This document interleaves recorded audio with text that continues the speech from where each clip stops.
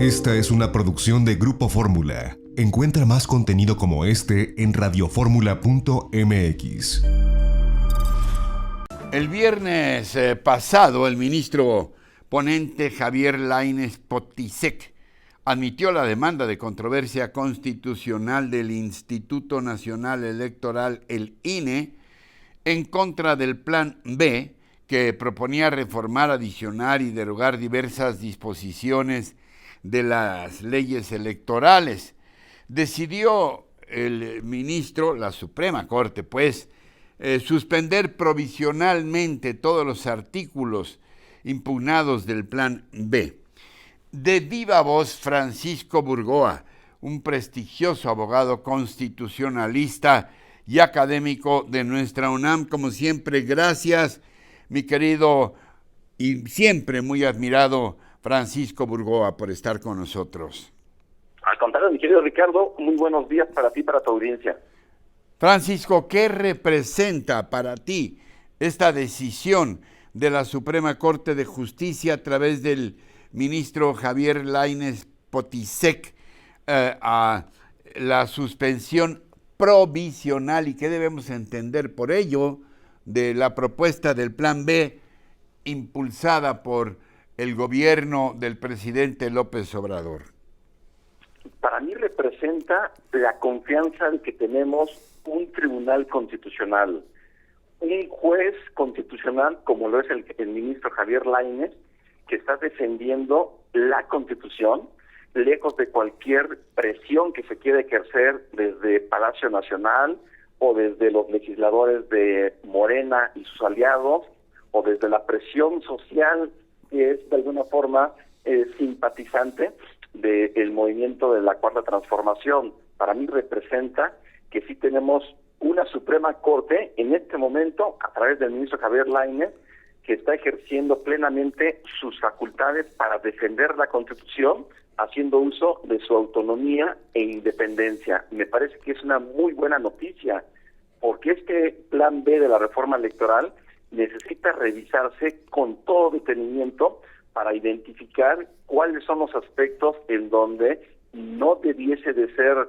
validado por la Suprema Corte, considerando que tiene muchísimos aspectos que van en contra de la Constitución y que por lo tanto en su momento yo sí esperaría que la Suprema Corte, por una mayoría de cuando menos 8 ministras y ministros, pudieran declarar la inconstitucionalidad. Pero de entrada me parece que es una excelente noticia de que a través del ministro Javier Lainez sí este Plan B tiene en este momento un freno.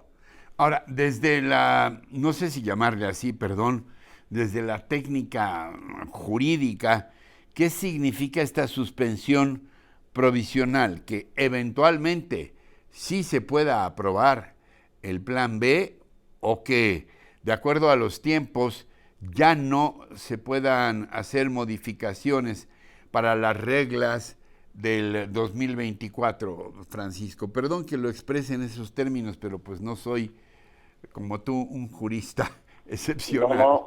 No, para nada, mi querido Ricardo. De hecho, la pregunta es por demás importante y pertinente, porque el hecho de que nosotros identifiquemos qué es lo que implica esta llamada suspensión, de entrada, implica que no va a entrar en vigor este Plan B, esta segunda parte del Plan B de la reforma constitucional, que las cosas van a continuar como estaban antes de que se aprobara o que se publicara en el Diario Oficial de la Federación este decreto. Pero aquí el punto, digamos, que sí va a dar mucho de qué hablar es sobre los tiempos que tiene la Suprema Corte para poder resolver, porque en este momento el proceso electoral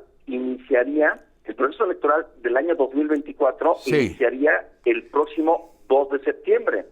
Y de acuerdo a la Constitución, cualquier modificación al marco jurídico electoral tiene que llevarse a cabo 3 meses antes, cuando menos. Es decir, a más tardar aproximadamente el 1 de junio tendría que llevarse a cabo cualquier resolución.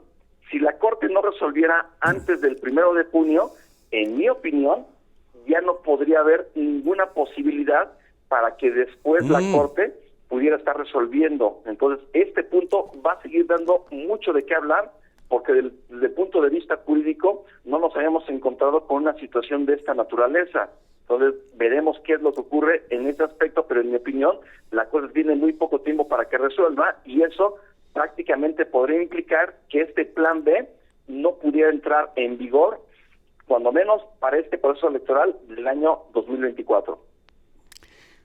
¿Algún otro aspecto que te llame la atención de todo esto, Francisco, y que quieras destacar? Pues, número uno, el hecho del comunicado de la Presidencia de la República del día de ayer, forma en cómo se expresa, mi querido Ricardo, que comienza en el encabezado que dice que para conceder suspensión, el ministro Lainez arrancó hojas a la Constitución. Parece un tuit de alguna persona que no tiene un conocimiento pleno de lo que implica el contenido de la Constitución, específicamente lo que dice el artículo 105, fracción primera, que es el que habla de las controversias constitucionales, y también desconoce la ley reglamentaria de las controversias constitucionales, y esta forma de ver las facultades que tiene la Suprema Corte, me parece muy desafortunado que provenga de la Presidencia de la República a través de la Consejería Jurídica de la Presidencia.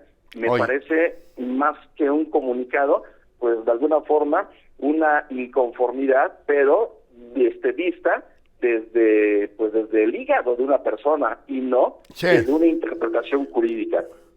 Bueno, a propósito, no puedo dejar de preguntarte, ya que estás mencionando el tema de la presidencia, ¿cómo ves tú esta declaración del presidente López Obrador, que independientemente de las descalificaciones a la Corte, la señale como parte de la mafia del poder a la Suprema Corte de Justicia? Ya, te dejo la pregunta abierta, ya no quiero decir nada más yo. No, me parece muy desafortunado que el presidente de la República haga ese tipo de señalamientos y descalificaciones, porque indudablemente no conoce o no quiere reconocer que en México existe el principio de la separación de funciones, lo que conocemos la división de poderes, que el presidente está totalmente empecinado en ejercer una presión en contra de la Suprema Corte para que valide, en este caso, este plan B de la reforma electoral, y que inclusive legisladores de Morena también han estado ejerciendo presión. Ya también se tuvo conocimiento de una iniciativa que presentó el presidente del Senado de la República, Armenta, con el propósito de que los ministros de la Suprema Corte y jueces y magistrados puedan ser electos a través del voto popular. Es decir, de que hay todavía una presión por parte de Presidencia de la República. Sería como un plan C. Claro, y por el legislativo, de que hay una presión, indudablemente la hay, y este plan C se viene a complementar con lo que parece va a ser una elección a modo de los integrantes, de los 4 consejeros del Instituto Nacional Electoral, incluyendo al próximo presidente o presidenta del INE, que prácticamente quieren de alguna forma que sea a modo. Y todo esto, ¿en qué lo puedo traducir? En que quieren tener un árbitro electoral a modo para las elecciones del proceso electoral del año 2024. Eso es lo que yo traduzco de todo eso que está ejerciendo el presidente de la República y sus legisladores de Morena y sus aliados.